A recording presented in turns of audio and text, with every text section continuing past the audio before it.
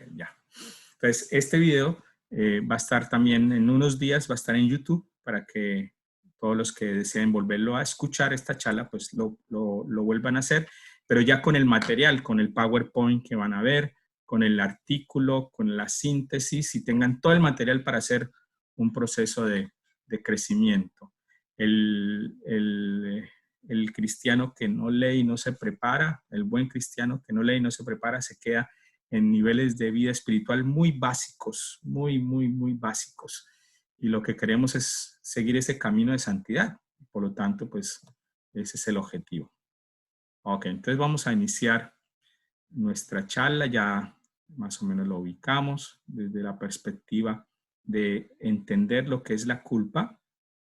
Y entendiendo lo que es la culpa, poder entonces empezar esos procesos de reconciliación y perdón.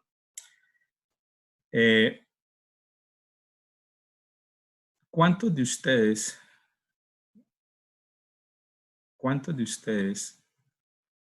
no se han dado esa oportunidad o no han tenido situaciones donde desafortunadamente se han sentido culpables frente a alguna situación de vida? A lo mejor muchos de ustedes han pasado por eso. Pero antes de irnos ahí, a veces podemos decir que la culpa está llena de muchas situaciones, o la culpa llega en situaciones muy simples. Muchos de nosotros nos damos, sin darnos cuenta, nos rozamos con otra persona, a lo mejor cometemos alguna descortesía y en otras tantas ocasiones pues tenemos roces con nuestra pareja, con nuestra familia y pedimos disculpa y pedimos perdón, ¿no? Y, y estas situaciones son situaciones normales, son situaciones irrelevantes, que además no tienen nada que ver con la culpa. Cuando nos rozamos nos tropezamos con alguien, cuando cometemos una descortesía, cuando nos disculpamos y pedimos perdón por situaciones muy sencillas, son situaciones realmente irrelevantes que no tienen nada que ver con la culpabilidad. Son situaciones de vida, ¿no? Son situaciones normales de vida. Pero, bueno, en ocasiones cuando algo no funciona, como creemos que debería funcionar, nos preguntamos, ¿quién tiene la culpa? Nos preguntamos, ¿por qué no funciona esto? ¿Y quién tiene la culpa? También en esas situaciones a veces nos enfrentamos. Y de hecho, frente a situaciones que se nos salen de las manos, pues no existe ni culpa ni culpable. Se dañó la nevera. No funciona la nevera. Algunos empezamos de una vez a buscar quién tiene la culpa. ¿Quién fue el último que cerró la puerta de la nevera? ¿O quién fue el último que dejó el congelador o utilizó la nevera para, a lo mejor, ¿no?, echarle la culpa o buscar ese culpable cuando algo no funciona, cuando algo no está bien? Por ejemplo, el caso de la nevera. ¿Quién tiene la culpa? Empezamos a preguntarnos. De hecho, a menudo no existe ni culpa ni culpable, ¿no? Son situaciones normales. Son situaciones normales que aparecen en la vida, ¿no? La nevera se dañó, ¿qué culpa tenemos? ¿No? A veces sucede ese tipo de situaciones. Y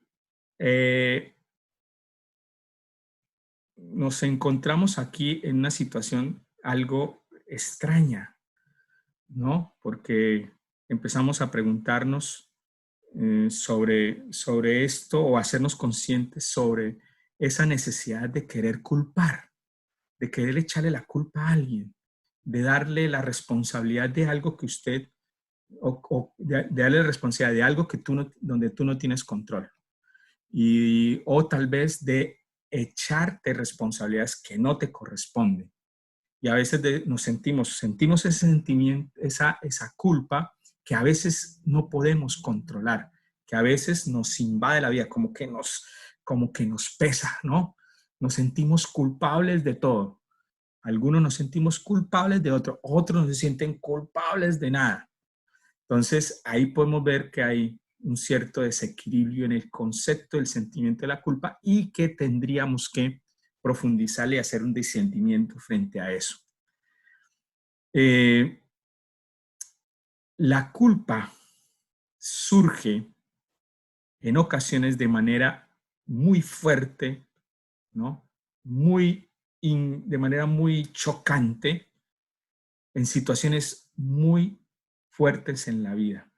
Por ejemplo, la muerte de un niño, o la muerte de los niños, o la muerte de un niño, o la muerte de un hijo.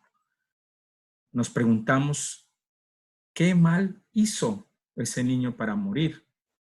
¿O qué dejamos de hacer para que hubiese llegado a esa situación de muerte? O para merecer la muerte.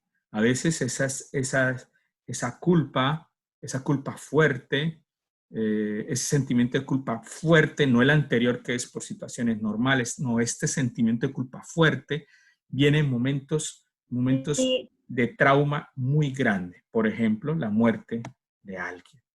Y frente a eso hay que, ¿no? Entonces la culpa empieza a convertirse en un mal muy grande, en un mal mayor, podemos decirlo así. La culpa no es un tema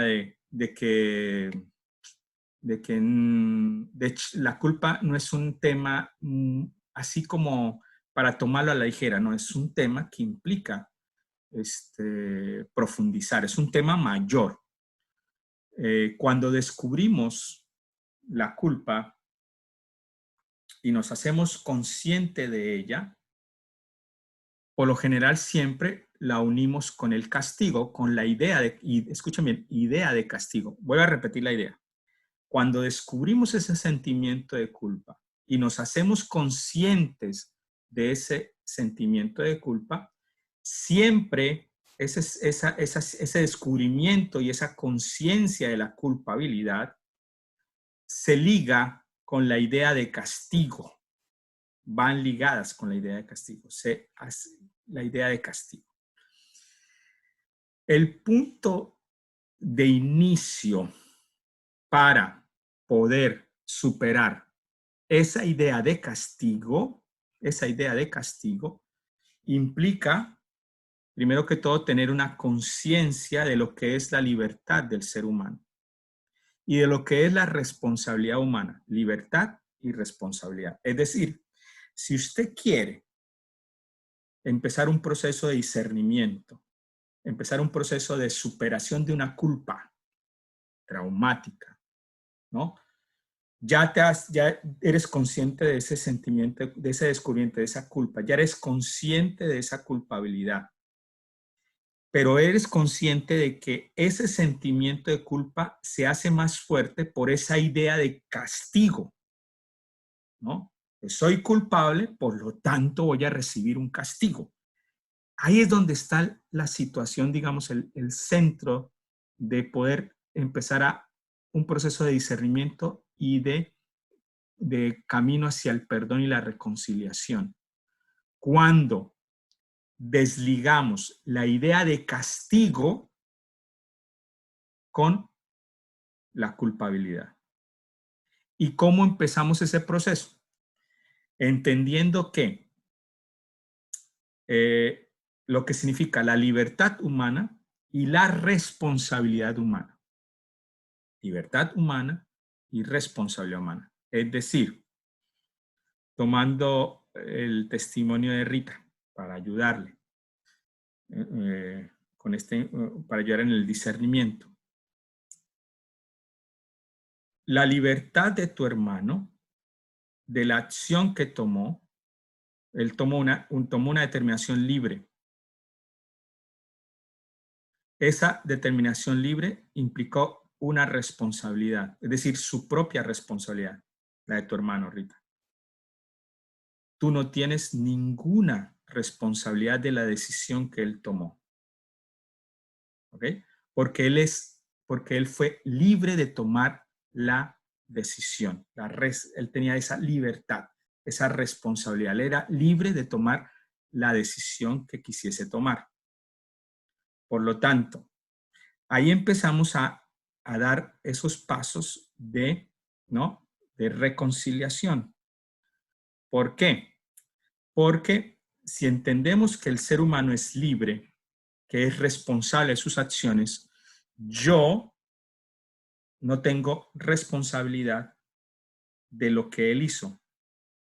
Por lo tanto, su muerte no hace parte de mi responsabilidad. Yo no soy responsable de su muerte. ¿Ok? Entonces ahí empieza el proceso de discernimiento y puede bajar esas cargas, esa carga de culpa que se puede experimentar. Entonces eso hay que tenerlo muy en cuenta. Ese es un punto de partida. Todos aquellos que sentimos esas culpas que llevamos por tantos años en nuestra vida, esas culpas que sentimos se hacen fuertes por esa idea de castigo. Nos van a castigar. Cuando nos vayamos voy a recibir el castigo. ¿O qué castigo voy a recibir por ese descubrimiento de culpa? Pero aquí hay que empezar para poder superar ese sentimiento tan fuerte, hay que empezar a entender lo que es mi responsabilidad frente a las situaciones. Yo soy responsable realmente de esta situación. Soy realmente totalmente responsable de esto. Y al hacerme consciente de esa libertad y esa responsabilidad, es muy probable que empiece yo un proceso de discernimiento y de saber que a lo mejor puedo ser responsable, pero no de toda la situación, ¿no? No de toda la situación. Puede tener cierta responsabilidad, pero es en esa responsabilidad personal que empiezo a hacer yo discernimiento y puedo empezar un proceso de perdón o empezar un proceso de reconciliación o puedo empezar un proceso de liberarme de esa carga de culpabilidad que tengo. Esa es la primera idea fundamental. Cuando hablamos de culpa, siempre podemos relacionarla también, y esto lleva, o sea, es algo que llevamos digamos, por generaciones de generaciones. O sea, esto lo carga el ser humano, la civilización humana, los seres humanos por muchos años. ¿Qué es lo que carga? Cuando sentimos culpa, cuando nos sentimos infieles a nuestra conciencia, cuando infringimos una ley o cuando sentimos ese escrúpulo mental. Es decir, la culpa posee diferentes dimensiones. Existen culpas que van en relación a la infidelidad de mi conciencia. O sea, fui infiel a mi conciencia. Esa es ahí hay un tipo de culpa. Hay culpa, otra dimensión de la culpa, hay culpas que van en relación a cuando yo rompo una ley. Ahí hay un tipo de culpa. Y hay culpas que se enmarcan en lo que es el escrúpulo mental. Es decir, cuando hablamos de escrúpulo mental, estamos diciendo, nos estamos metiendo películas, cuentos, basura, cucaracha, para hacernos sentirnos culpables o para para sentir lo que es la culpa, para victimizarnos en la culpa. Y a algunos nos encanta sentirnos culpables. A algunos nos encanta sentirnos víctimas, ¿no? O a algunos nos encanta echarle la culpa a los otros. O siempre que sucede algo, buscar la responsabilidad en otros y no en nosotros. Esa es la dimensión de la culpa que se enmarca en ese escrúpulo mental. ¿Sí? Entonces existen diferentes dimensiones de la culpa. La culpa por infidelidad a mi conciencia, que digamos que es un proceso de discernimiento, implica un proceso de madurez. Cuando yo me hago consciente de que fui infiel a mi conciencia, ¿no? Está la culpa porque transgredo una ley, esa es la otra, y está la culpa a partir del escrúpulo mental. Y entiéndeme escrúpulo mental como aquellas ideas que me meto a la cabeza, ¿no? para sentirme culpable cuando a lo mejor no tengo nada que ver, o escrúpulo mental para culpar a otros de mi responsabilidad o de mis responsabilidades, o simplemente por costumbre, echarle la culpa a los demás. Nos encanta hacerlo, ¿no? Entonces, existen esas dimensiones de la culpa interesante dentro de este proceso. Entonces, ahí podemos empezar a pensar, bueno, ¿y yo qué? ¿Qué tipo de culpas, no, poseo en mi corazón? ¿No? Y mirar a ver si algunos de los que estamos aquí somos muy escrupulosos mentalmente y empezamos a sentirnos culpables de todo o de echar la culpa a los demás de todo, ¿no? Y a partir de eso, pues empezar un proceso digamos, de depuración de ese escrúpulo mental para poder, ¿no?, liberarnos de este tipo de situaciones. Entonces, seguimos, ¿no? Vamos bien. Espero que vayamos bien. Si hay algo que no se entiende, levanta la mano y yo le doy la palabra para que hagas la pregunta, ¿ok? Seguimos. Vamos a traer la psicología, ¿ok? La ciencia de la psicología. Necesitamos de las ciencias como la psicología para poder crecer en la vida espiritual. Una vida espiritual, si no tiene un buen desarrollo de tipo mental o físico, pues no se da. Una vida espiritual donde su mente está llena, como dije anteriormente, de ideas, de basura, no va a llevarte a una armonía, a una relación armónica con Dios. Entonces vamos a traer la psicología para poder entender esto de la culpabilidad. Ok, dice la psicología. Voy a compartir una pantalla para que ustedes me ayuden a tomen la información también.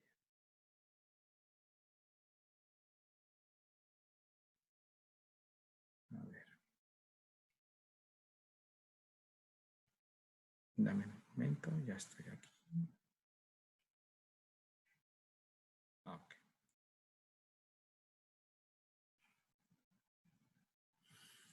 La psicología ha identificado la culpabilidad como uno de los procesos, principales procesos con los que coexiste en el desarrollo mental y constituye una presencia enigmática y significativa. A ver, les explico esta frase.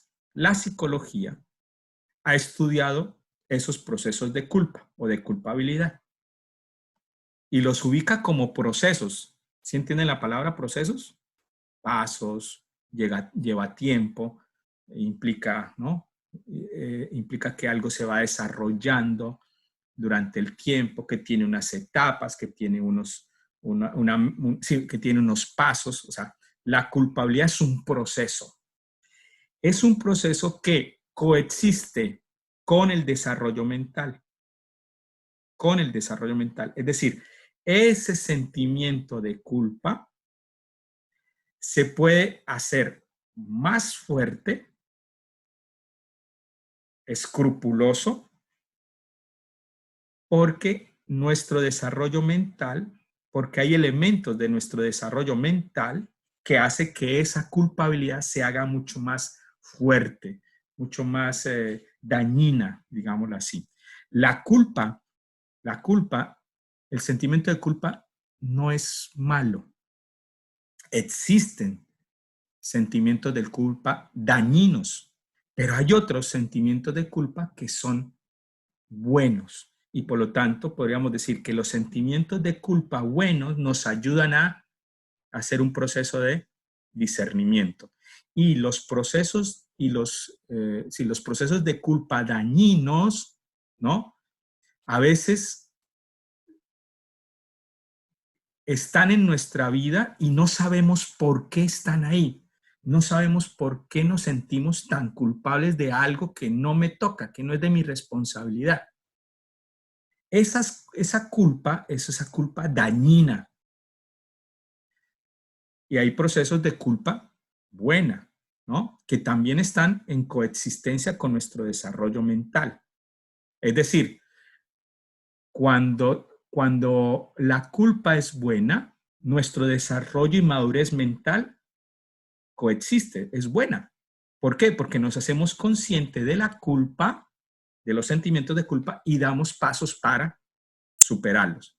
Pero aquellos que tenemos sentimientos de culpa dañino, esos se ocultan en la mente, son enigmáticos, no los encontramos con facilidad y esa culpa dañina a veces no nos ayuda a vivir porque no hemos madurado mentalmente para poder superar esos sentimientos de culpa dañino que en muchas ocasiones cargamos en nuestra vida y no sabemos por qué. ¿Por qué me siento culpable?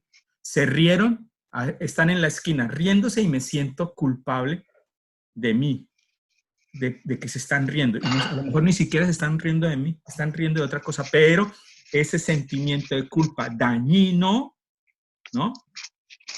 Es producto de un desarrollo mental que no ha ayudado a discernir la situación, a hacernos conscientes de ella.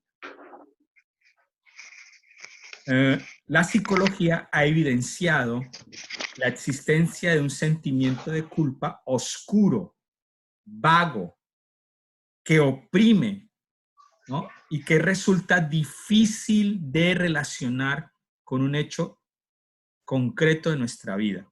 Es decir, la psicología ha descubierto que muchos de nosotros tenemos sentimientos de culpa que están ahí, que nos oprimen.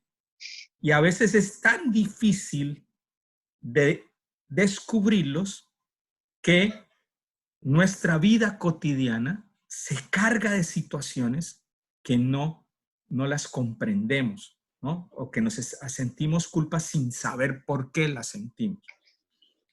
La culpa previa, que se refuerza por las... Okay. Este sentimiento, a ver, aquí hay un paso importante para entender.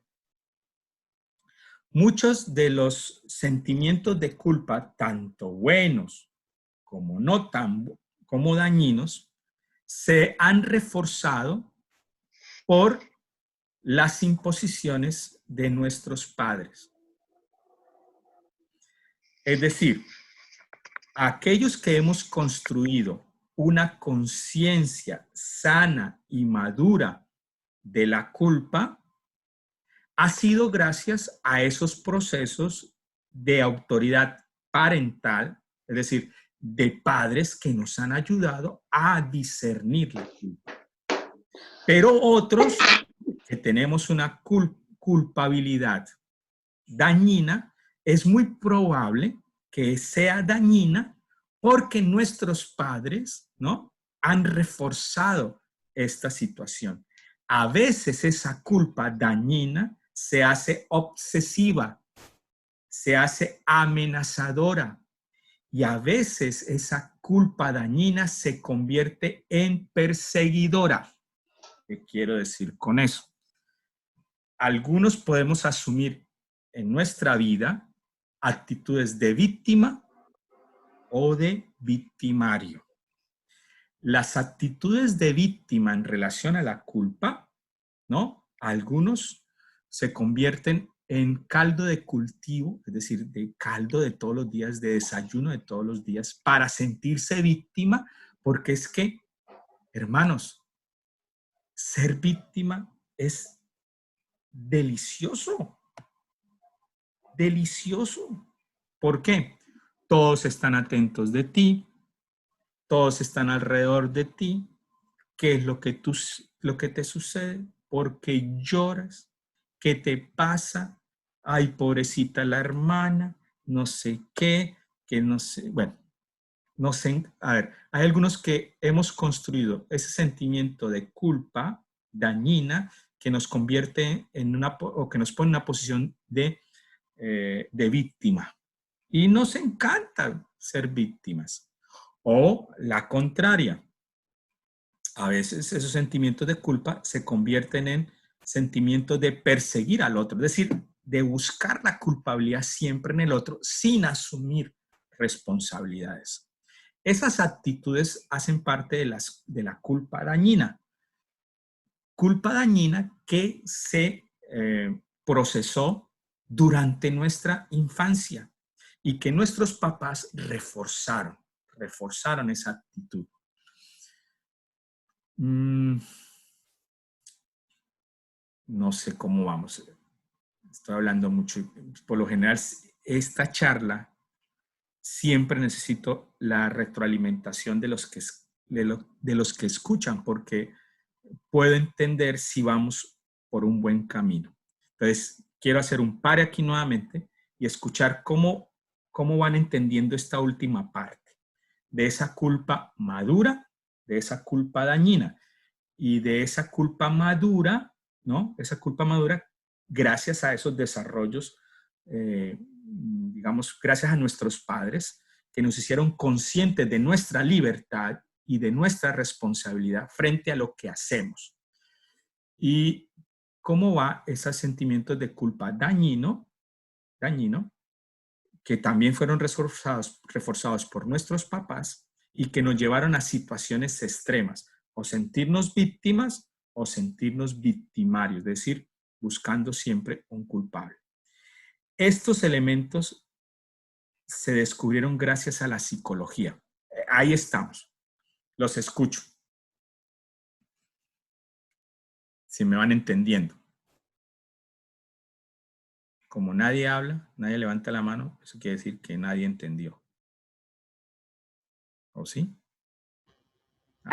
César. Eso, gracias. A ver, primero, a ver si yo lo entiendo. O sea, uno es primero víctima y después se convierte en victimario. Es muy probable, Rita, que eso pueda suceder. ¿Ok? Pero esos sentimientos de culpa que te hacen sentir víctima o victimario han sido producto de nuestro desarrollo personal que tiene su raíz en nuestra niñez. Yes. Sí, señor. Ya lo entendí. Listo. Gracias, pero también hay César. sentimientos, Rita, hay sentimientos de culpa buenos, que también se construyen en la niñez, porque nuestros papás nos enseñaron a sentirnos responsables de nuestras acciones. Y entonces hemos construido un desarrollo mental en relación a la culpa, ¿no? Con una conciencia, ¿sí? Siendo conscientes, siendo libres y haciendo discernimiento de las acciones que hicimos o dejamos de hacer. Y entonces asumimos la responsabilidad. Y ese asumir la responsabilidad nos hace conscientes hasta qué punto somos realmente culpables de algo. ¿Ok? Pero por lo general, cuando nos hacemos conscientes, ¿no? Conscientes de esa responsabilidad, el que tiene un desarrollo mental maduro en relación a la culpa, siente que necesita reparar lo que hizo. Es decir, empieza a tener un proceso de reparación. Es decir, la culpa buena nos hace conscientes de nuestra responsabilidad y nos invita a reparar la situación. ¿Ok? El que tiene una culpa dañina no se hace consciente de la situación, no se hace responsable de la situación y por lo tanto no lo va a llevar a una reparación tanto personal o comunitaria o con sus hermanos frente a situaciones que puede hacer. Por ejemplo,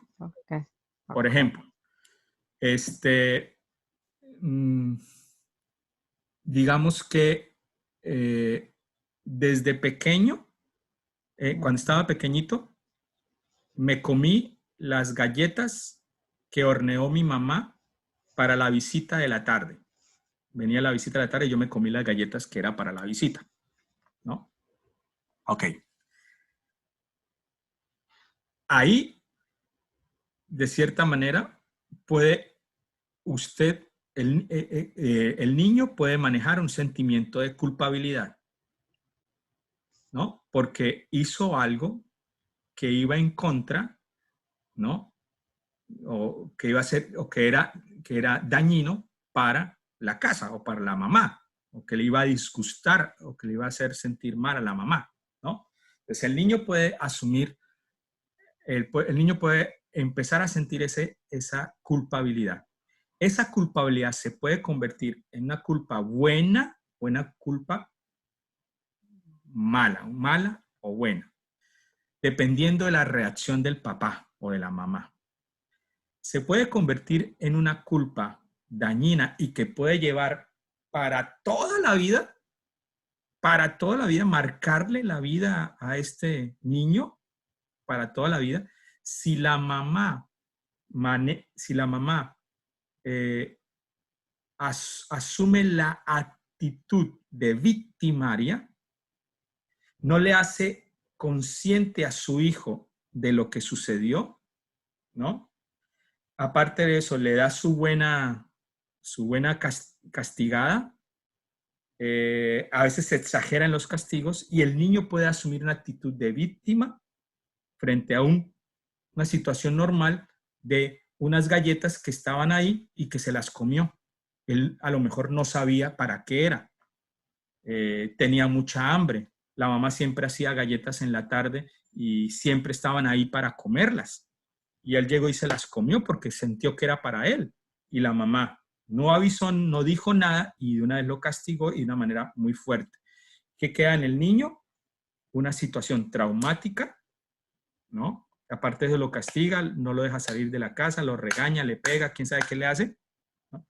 Y queda esa situación traumática en el niño que no lo va a ayudar ¿no? a sentir responsabilidad. La mamá que crea una culpa buena, toma al niño, le dice, mire, yo no te había avisado que hoy las galletas que iba a hacer era para la visita y tú te las comiste. El niño reacciona y dice, puede decir, ay mamá, no sabía, discúlpeme, ¿no? Y la mamá puede decir, ¿qué vamos a hacer para arreglarlo? Porque te comiste las galletas. El niño puede dar ideas, el niño puede decir, hagamos esto otro. El niño se hace responsable de la situación, ¿no? Y a lo mejor dice, mamá, si quieres yo te ayudo a hacer otras. O mamá, si quieres yo voy a la tienda y traigo esto. O mamá, yo tenía ahorrado un dinerito y si quiere podemos comprar unas galletas en la esquina que son muy buenas. ¿Sí ven las dos situaciones? Una con unos papás, ¿no? Responsables, o sea, que hacen al niño consciente y de su responsabilidad, no lo vuelven víctima, no lo vuelven victimario, y la contraria. ¿Ok? No sé si sirvió el ejemplo para entender esta parte. Ok, muy bien. ¿Sí? Dime, por ahí estaba Luz o Nitzo. Para seguir, por favor. Sí, quisiera ver a ver si lo que estoy entendiendo es por donde tú quieres, por donde vas llevando Dime. el análisis. Quiere decir que se trata de hacernos conscientes, que una vez que nos hacemos conscientes de la responsabilidad que tenemos en la situación que estamos pasando o viviendo, esa conciencia es la que nos va a permitir tener una culpabilidad buena, porque inmediatamente comenzamos a actuar en función de la reparación. De la reflexión, de que estamos entendiendo, ok, tengo nuestra responsabilidad y está pasando. Y de la reparación. Esa es la culpa buena. Ahora, la culpa mala es cuando me victimizo y comienzo a echarle la culpa a otros. A echar la culpa a otros. A no ser responsable de mis cosas. Y no hacer nada para reparar Exacto. esa situación. ¿Por qué? No hace nada. Ese no hace nada, ¿qué significa? Puedes asumir la actitud de víctima o la de victimario. De víctima porque yo, ¿sí?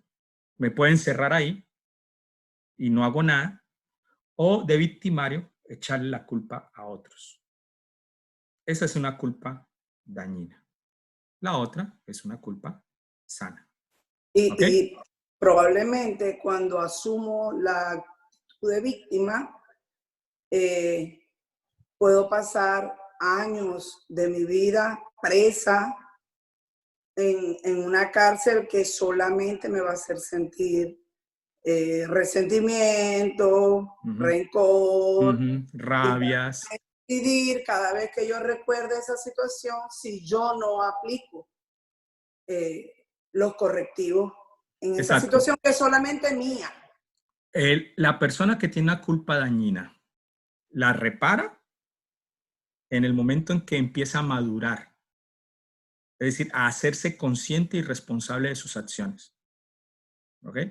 Y al hacerse consciente y responsable de sus acciones, empieza su proceso de reparación de las mismas.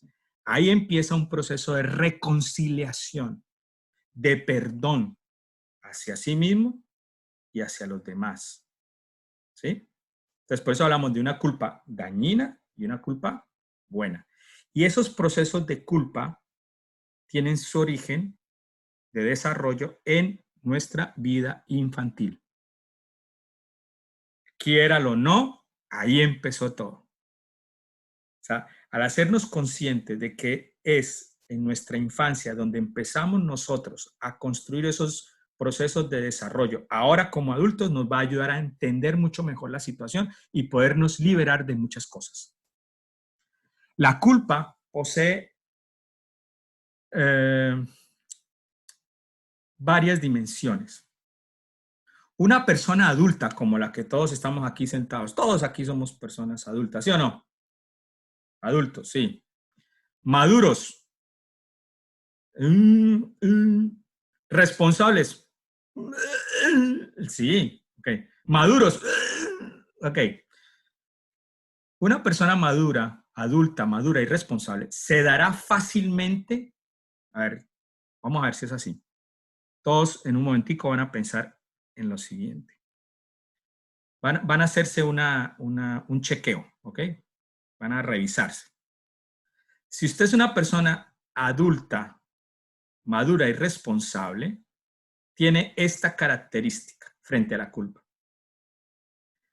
Se dará fácilmente cuenta de sus acciones y de sus actitudes.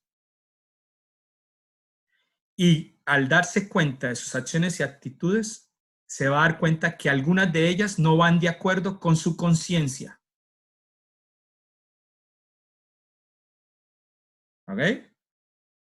Algunas acciones, algunas actitudes que usted tiene no van de acuerdo con la conciencia, con su conciencia. Si usted es capaz de descubrir este tipo de situaciones, es una persona adulta, madura, pero quién sabe responsable. ¿Por qué? Porque falta una parte.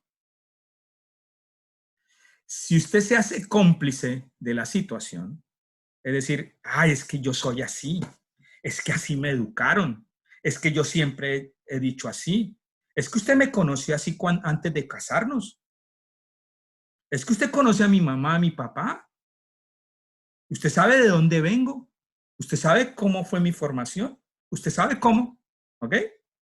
Cuando mantengo esa complicidad, si mantenemos esa complicidad y no nos hacemos responsables, entonces podemos ser adultos, podemos tener un grado de madurez, pero no responsables de las situaciones. ¿Ok? Y no podemos iniciar un proceso de reconciliación y perdón.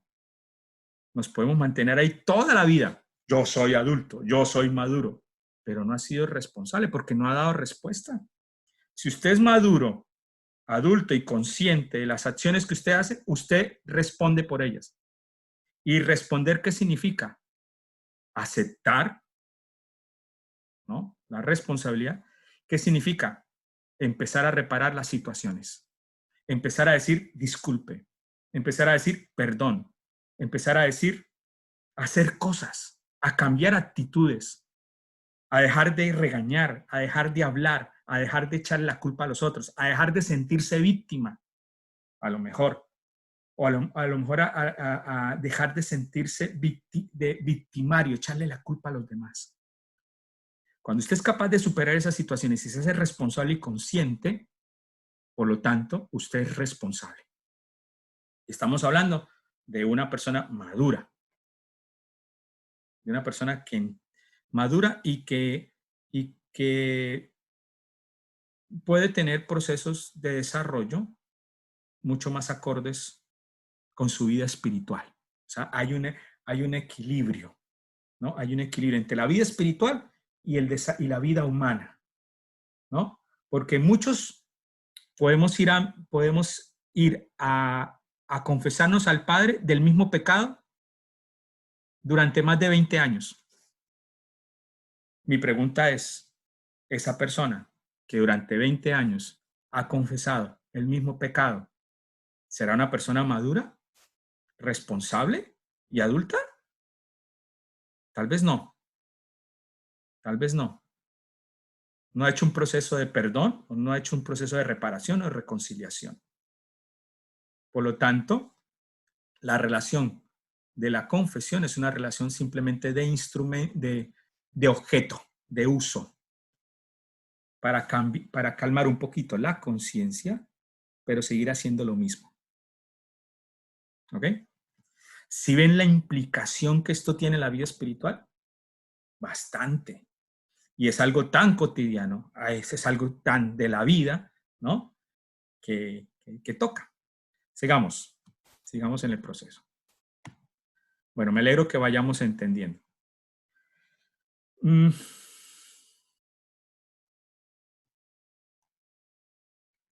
Ok.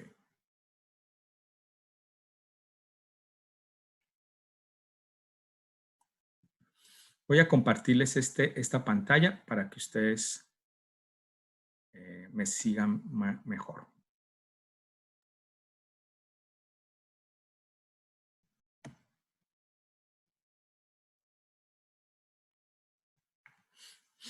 Descubrimiento de la culpa, arrepentimiento y reparación.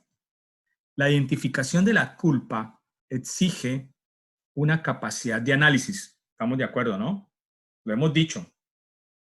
La identificación de la culpa exige una capacidad de análisis, es decir, de discernimiento. Análisis, discernimiento, reflexión, discernimiento por parte de la conciencia. Pero al mismo tiempo requiere una capacidad de examinar no solo la conciencia, sino también el inconsciente. ¿Qué es el inconsciente? A ver, si la conciencia es, o la podemos relacionar, la conciencia, con saber qué es lo que estamos nosotros haciendo en el momento, lo inconsciente hace referencia a aquello que hacemos y no sabemos por qué lo hacemos. Eso es lo inconsciente.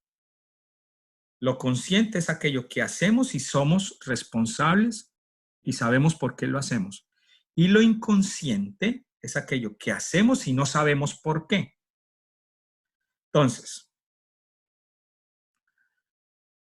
si vamos a madurar o si maduramos en ese concepto de la culpa buena, que implica un desarrollo, un discernimiento, ¿no? Un discernimiento. Necesitamos ser capaces también de encontrar que hay cosas ocultas en el inconsciente. Es decir, hay cosas ocultas que no sabemos qué hacemos.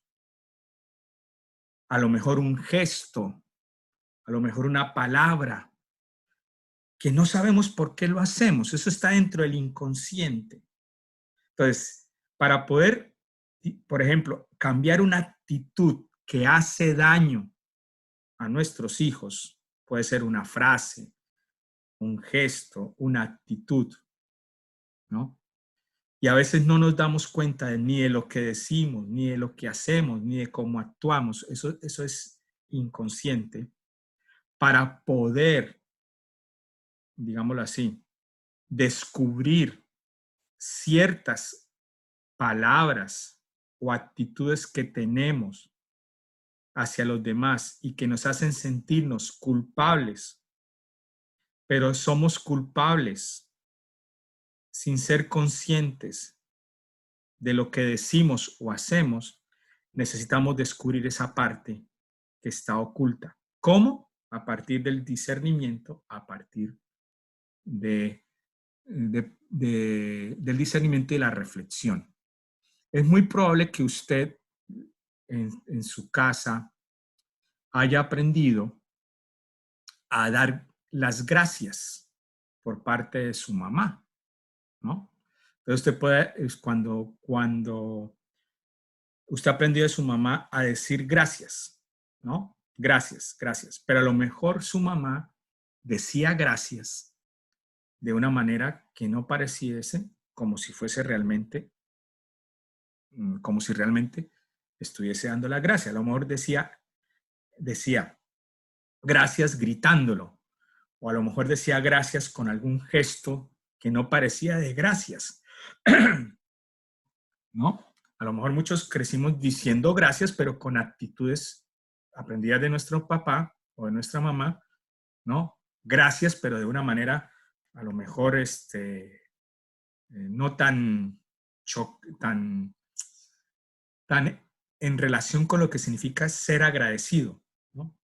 Entonces, aprendimos a decir gracias, pero esas gracias a lo mejor escuchadas por otro chocan porque no se siente realmente que usted está diciendo gracias, está como regañando, está diciendo gracias, pero está como regañando. A lo mejor nosotros damos gracias, pero con esas actitudes, ¿no? Aprendidas de nuestros papás, que a lo mejor tienen ciertos elementos que no son agradables para los demás. Entonces decimos gracias como con rabia o decimos gracias como con cierta, ¿no? Como cierto desprecio. Ok, crecimos así. Ahora estamos con nuestros hijos, estamos con nuestro esposo o nuestra esposa, nuestros hijos, ¿no? Hacen cosas y tenemos que decirle gracias y decimos gracias, pero a veces esas gracias que damos se convierten en pelea o se convierten en situaciones a lo mejor tensionantes y no sabemos por qué. Ese no saber por qué puede ser producto de esas actitudes que hemos aprendido, ¿sí? Que son inconscientes y que a lo mejor haciéndolo consciente podemos cambiarlo. Podemos cambiar el tono de voz, podemos cambiar la actitud, podemos decir, ya no decimos gracias como gracias, como regañando, sino cambiar la actitud, decir gracias, muchas gracias, con una actitud diferente, ¿no? Y cambiamos esa actitud, ¿no? Cambiamos esa actitud que tal vez estaba en el inconsciente, en eso que no conocemos, que se ha construido desde la niñez y que llevamos por muchos años de nuestra vida. Ese tipo de descubrimientos nos ayudan a asumir nuestra responsabilidad, a asumir la responsabilidad de nuestras actitudes, de nuestras palabras y poder reparar, poder empezar todo un proceso de perdón. Con frecuencia disfrazamos, ¿no? Disfrazamos esas actitudes y esas actitudes que a veces son inconscientes, si no las cambiamos, no puede haber un camino de reparación. Pero si las entendemos, si las reparamos, si nos hacemos conscientes, no solamente de actitudes, sino de frases, de acciones que hemos hecho, cuando nos hacemos conscientes de ello, abrimos un gran espacio para la reparación. Por lo tanto, empezamos a sentir ese sentimiento de culpa positivo que nos hace responsables de lo que decimos, de lo que hacemos, y empezamos un proceso de respuesta y reparación. Reparar, ¿qué significa? Construir. Reparar significa ser capaz de vincularme responsablemente y amorosamente con el otro. Es decir, cuando yo empiezo a reparar, alguna situación, lo hago porque siento lo que el otro sintió. Es decir, si yo tuve una actitud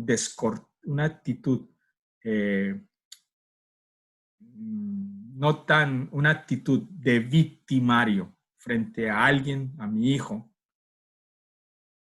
y lo hice de manera inconsciente, tal vez exageré en el regaño o exageré en las palabras. Yo puedo asumir una actitud de culpa buena o positiva, sintiendo lo que el otro sintió cuando yo dije lo que expresé. Cuando yo me hago empático, eso se llama empatía, cuando yo siento, me pongo en los zapatos del otro, de cómo yo pude, o de la fuerza o de la implicación de las palabras que utilicé para regañar o de las actitudes que asumí para llamar la atención a nuestros hijos. Cuando yo me hago empático y siento lo que el otro está sintiendo, es muy probable que empiece yo a asumir una actitud amorosa, de construcción y de responsabilidad, ¿no?, frente a esa relación. Y por lo tanto puedo yo empezar un proceso de reconciliación y perdón.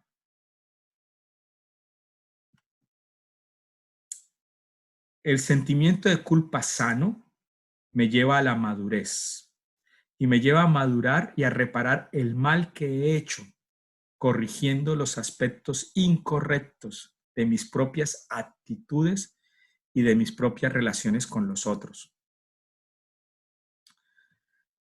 Entonces, hemos hablado durante esta hora de la culpabilidad.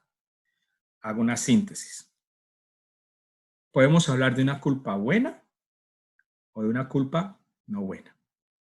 Una culpa buena o sana, digámoslo así, una culpa sana que nos hace conscientes de nuestras actitudes, de nuestras acciones, nos hace conscientes. Y al hacernos conscientes, nos damos cuenta de la responsabilidad de esas actitudes y acciones, y al hacernos responsables es muy probable que sintamos la necesidad de reparar el daño que hemos hecho. Esa es la culpa buena. La culpa no sana, la culpa mala, es aquella culpa que es producto de situaciones que no somos conscientes de ella, o más bien, esa culpa no sana es aquella culpa que nos hace víctima de las situaciones o victimario de las situaciones, que no nos hace responsable tampoco de nuestras acciones y de nuestras actitudes. Y es muy probable que esa culpa no sana sea producto de un desarrollo mental, el cual no ha sido por parte de nosotros, ¿no? No ha sido por parte de nosotros discernido. Habrá cosas que hacemos y decimos que son inconscientes. Es decir, que no sabemos de dónde vienen. A lo mejor vienen de nuestra familia, a lo mejor vienen de nuestra infancia. Para poder superar esa culpa negativa, esa culpa no sana, necesitamos hacernos conscientes de las actitudes, de las acciones, de las palabras que hacemos para asumir nuestra responsabilidad y empezar a reparar. Si queremos superar la culpa no sana o la culpa negativa, tenemos que hacer eso. Pero si nos queremos mantener ahí, entonces simplemente pues seguimos con la actitud de víctima, es decir, sentirnos culpables de algo que a lo mejor no tendríamos por qué sentirnos culpables, o de asumir la actitud del victimario, que echamos la culpa a los otros sin hacernos responsables de nuestras cosas. Si queremos vivir de esa manera, téngalo por seguro que va a ser una carga muy pesada y en la vida espiritual no va a ayudar. la culpa buena en la vida espiritual ayuda muchísimo porque es desarrollo humano, porque es desarrollo personal, porque es desarrollo espiritual, porque ayuda a reparar, porque ayuda a perdonar, porque ayuda a reconciliar. ¿Ok? Muy bien. En la vida espiritual es importante tener un desarrollo mental. O sea, no podemos tener una vida espiritual sana si no hay un desarrollo mental o psicológico.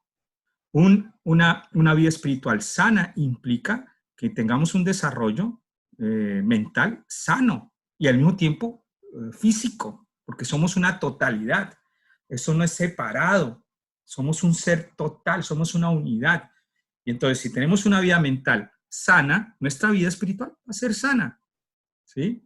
Y si tenemos un cuerpo sano, pues mente sana y vida espiritual sana.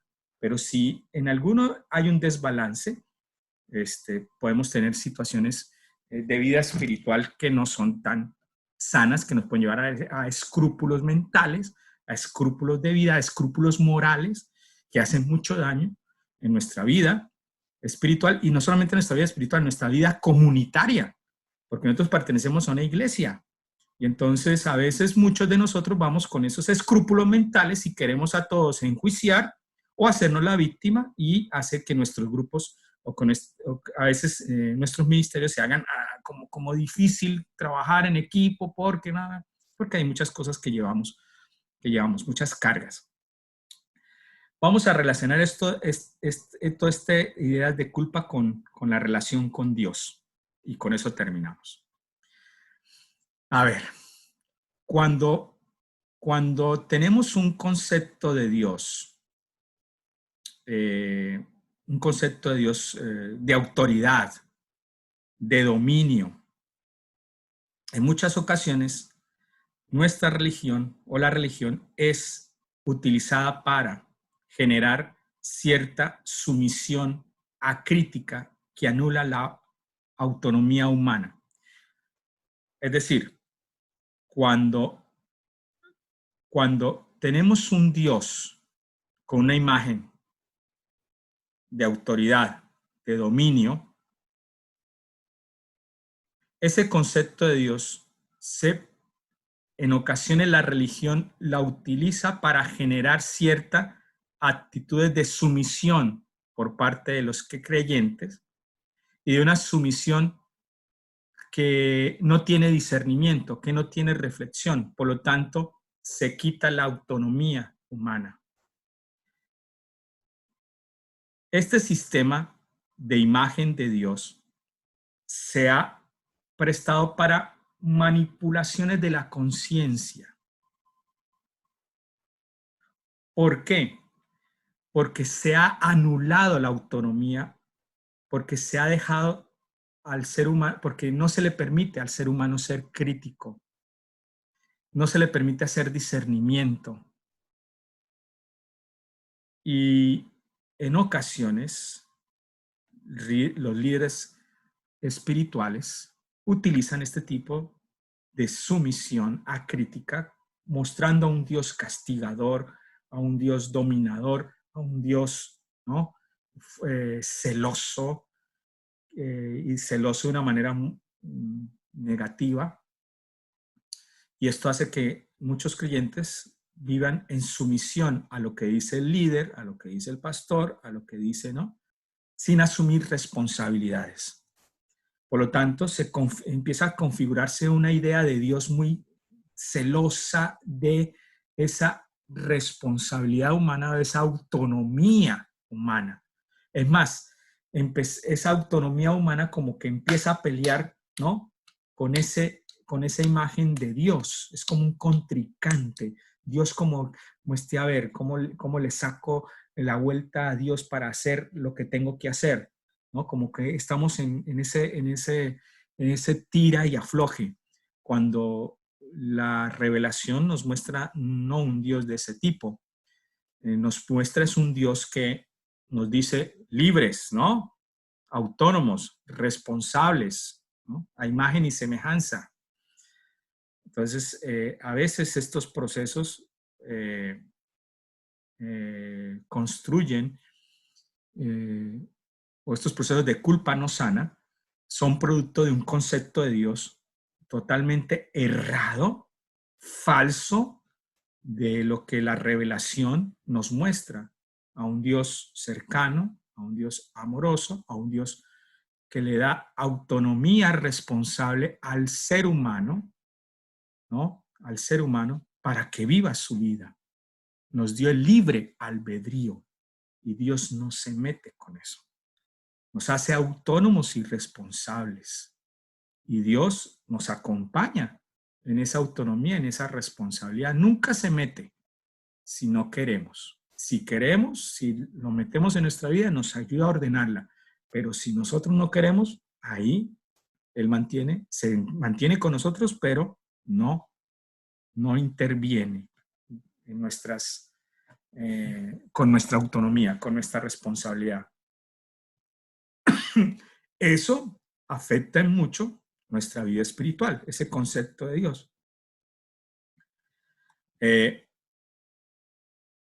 Muchos de nosotros hemos pasado por estas etapas en relación a hacernos conscientes de la culpa. La primera etapa es asumir que somos responsables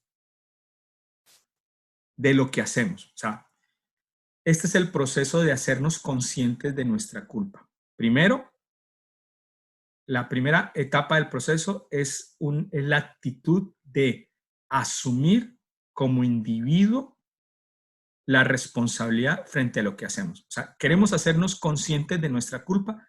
Lo primero que tenemos que hacer es asumir la responsabilidad de lo que hemos hecho para empezar a responder. La segunda etapa es la etapa de maduración, que es esa capacidad que tiene el hombre de discernir nuestras decisiones. O sea, la primera actitud es la de hacernos conscientes de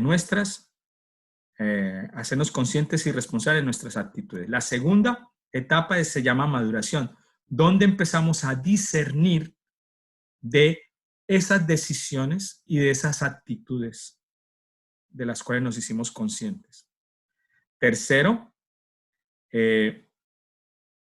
la tercera etapa es, ya he hecho las dos primeras, la de hacernos conscientes, la de empezar a discernir sobre las acciones que hicimos. La tercera etapa implica aprender a responder, a reparar con actitudes amorosas lo que hemos hecho. Tercera etapa, reparación. Primera, hacernos conscientes de nuestras actitudes. Segunda, discernir lo que hemos hecho. Tercera, empezar a reparar. Jesús de Nazaret anunció un Dios que rompía los moldes. Dios no es un Dios indignado, celoso de la libertad humana. Más bien es un Dios de perdón, de bondad, ¿no? El Dios que proclama Jesús es un Dios que está lejos de los extremos del rigor y de los extremos de la permisividad. Es decir, nuestro Dios no es un Dios riguroso, pero tampoco es laxo o permisivo. Jesús nos presenta un Dios, ¿no? Muy, muy celoso de la libertad humana, o sea, muy, muy celoso de la libertad humana, de la bondad y del perdón. Ese es nuestro Dios, un Dios muy, muy, muy, muy, muy, muy claro en la responsabilidad de la libertad humana, muy, muy bondadoso y un Dios de perdón y de misericordia. Está lejos del Dios riguroso y está lejos del Dios que es así todo laxo y que todo lo permite.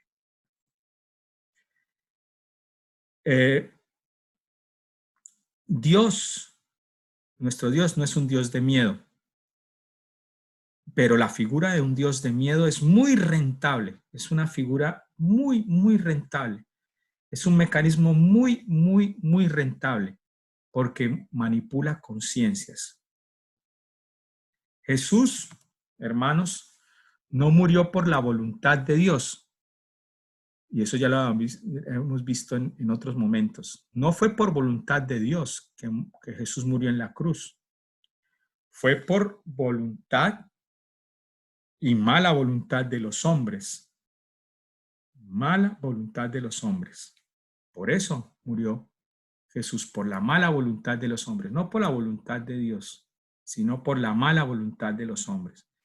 Y Jesús nos muestra que nuestro Dios es un Dios que perdona, no es un Dios que castiga, es un Dios que acompaña en el dolor, que lo acompañó en el dolor, que lo acompañó en su muerte.